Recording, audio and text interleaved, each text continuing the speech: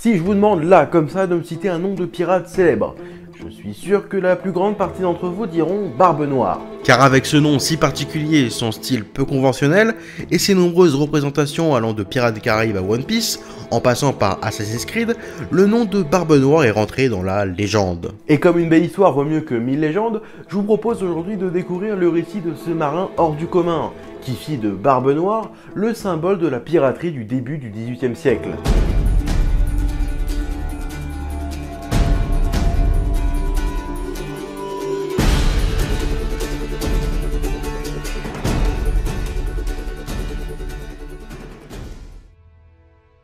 Barbe Noire naît vers 1680, de son vrai nom Edward Thatch, ou Teach, enfin on ne sait pas trop et c'est très certainement un nom d'emprunt. Une fausse identité pour certainement cacher ses origines, car en effet il savait lire et écrire, chose rare chez les marins de l'époque, ce qui laisse donc supposer qu'il venait peut-être d'une famille assez aisée. Son lieu de naissance est lui aussi inconnu, il pourrait venir de Bristol en Angleterre, mais aussi de Caroline du Sud ou encore de Jamaïque. Bref, un passé assez mystérieux qui nous empêche de voir vraiment d'où vient le bonhomme. Mais c'est un événement qui va projeter Teach hors de l'ombre. En 1700, le roi d'Espagne Charles II meurt sans descendant. Dernier descendant de la prestigieuse lignée des Habsbourg d'Espagne, toutes les grandes monarchies d'Europe vont alors s'amuser à jouer à un qui veut prendre sa place géant. Bon, un jeu qui fera entre 400 000 et 700 000 morts. Les puissances de l'époque, dont l'Espagne, l'Angleterre, la France, l'Autriche, le Saint-Empire et d'autres, vont se mener une guerre sans pitié. Un conflit presque mondial, puisqu'il oppose les grandes puissances de l'époque, les combats ont lieu autant sur terre que sur mer,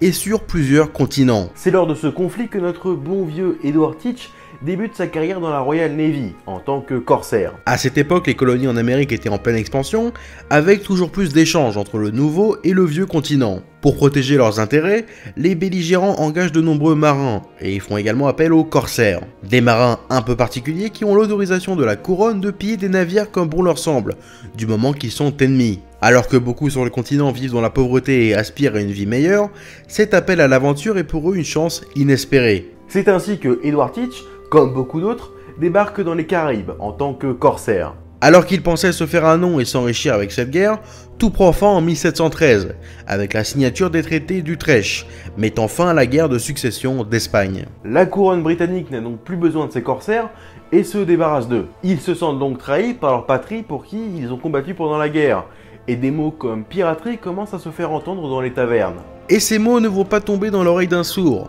Teach a alors le choix entre rester dans la Royal Navy, pour une vie de marin lambda avec un salaire de misère, ou bien il peut choisir d'embrasser la vie de pirate. Et il choisit évidemment de se ranger du côté des pirates. Il débarque alors à Nassau, une petite ville des Caraïbes, située sur l'île de New Providence. C'est dans ce petit port décrit comme la capitale des pirates que Edward Teach va faire en 1716 la rencontre d'un certain Benjamin Hornigold. Hornigold était déjà un pirate réputé, il se lie d'amitié avec Teach et l'engage alors comme second.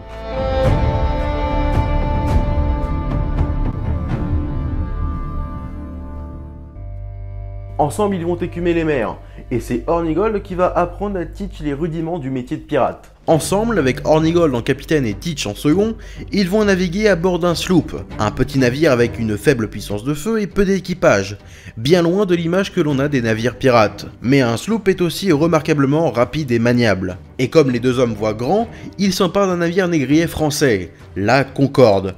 Une frégate beaucoup plus imposante que leur ancien sloop. Teach en effet capitaine et le renomme le Queen Anne Revenge, le nom de la reine d'Angleterre d'alors, la reine Anne. Teach va donc laisser tomber la maniabilité et la rapidité pour un navire qui en impose. Près de 40 canons, ce qui fait de lui le plus gros navire pirate. Et c'est comme cela que Edward Teach va devenir Barbe Noire, car comme son navire, il a lui aussi envie que son style en impose. C'est à ce moment-là qu'il adopte son look si reconnaissable. Sa longue barbe noire, son grand chapeau noir, sous lequel il passe des mèches de canon qui l'allument, un long manteau rouge, de nombreux pistolets le long de son torse, ses deux sabres et de nombreux poignards. Son pavillon également, un squelette de diable plantant sa lance dans un cœur, ce qui va contribuer à lui donner sa réputation de démon. Son apparence effraie tellement les marins qu'il essaye d'aborder que la plupart du temps, il arrive à s'emparer de leur cargaison sans tirer un seul coup de canon. Car Barbe Noire se donne volontairement une image de barbare assoiffé de sang. Il est en réalité beaucoup plus réfléchi et intelligent. Pour rappel, il savait lire et écrire, chose très rare chez les pirates de l'époque. Il a totalement conscience de l'importance de ses mises en scène dans sa réussite. Il évite alors à chaque fois de potentiels bains de sang, car on sait, selon certaines sources, qu'il était en réalité assez peu violent, du moins jusqu'en dernier recours. C'est au même moment qu'il est trahi par son vieil ami, Hornigold. En effet, ce dernier était devenu un pirate de moins en moins respecté, du fait que, en tant que Britannique, il avait conservé son habitude de corsaire, de ne jamais attaquer un navire arborant le pavillon anglais, chose que peine à comprendre son équipage. Il n'est alors plus capitaine et part rejoindre les Anglais. Et pire, il accepte la grâce royale promise à tous les pirates qui se rendent et devient ni plus ni moins qu'un chasseur de pirates. À son apogée, Barbe Noire va mener des actions retentissantes, comme le blocus de Charleston en mai 1718, où il retient des otages et demande une rançon et des médicaments pour ses marins malades. Mais après cette action semble-t-il de trop, il souhaite se faire un peu oublier, voire envisage même d'accepter le pardon royal. Mais le problème c'est que le pardon expire le 5 septembre 1718, et qu'il ne comprend que les crimes commis avant le 5 janvier de la même année. Donc légalement, Barbe Noire, même s'il accepte le pardon, il risque quand même d'être pendu. Il fait donc échouer son fameux Queen Anne's Revenge sur une plage de Caroline du Nord, et accepte le pardon royal car le gouverneur est un ami de confiance à lui, et il sait qu'il peut échapper à la justice. Teach va se ranger un temps et se marier avec une jeune femme de 16 ans. Il rappelle qu'en 1718, il a entre 35 et 45 ans. Mais sa retraite au milieu des champs de Caroline du Nord va être de courte durée.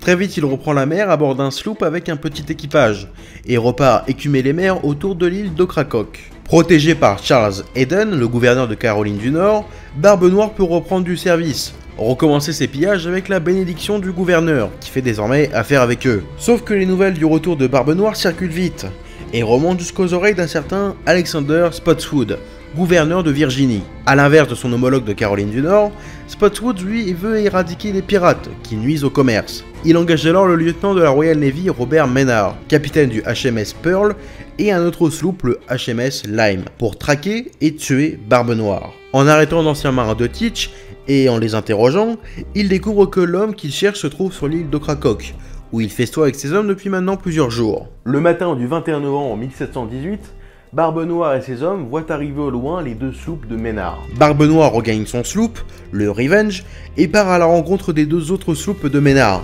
Il tire une première bordée et tue un bon tiers des hommes de Maynard. Mais ce dernier est rusé et ordonne à ses hommes restants de se cacher dans la cale. Le HMS Lyme est abandonné et tous les marins se retrouvent sur le HMS Pearl. Les deux navires se rapprochent et Barbe Noire ordonne à ses hommes de se tenir prêts à l'abordage. Les navires s'entrechoquent, quelques tirs de mousquet retentissent et quelques grenades artisanales sont lancées. Barbe Noire se jette en premier dans la bataille, suivi par ses hommes. Alors qu'une bataille au corps à corps s'engage sur le pont, sortent de la cale tous les marins restants. Teach est tombé dans le piège de Maynard. Les deux camps se battent avec une férocité sans pareille. Barbe Noire est déchaîné. On lui tire dessus, il reçoit des coups de sabre mais rien n'y fait. Il semble possédé. Il se bat contre Maynard et le fait basculer au sol. Alors qu'il est sur le point de l'achever, l'un des marins de Maynard le surprend par derrière et lui tranche la gorge. Il tente encore de se débattre un court instant avant de s'effondrer sur Maynard.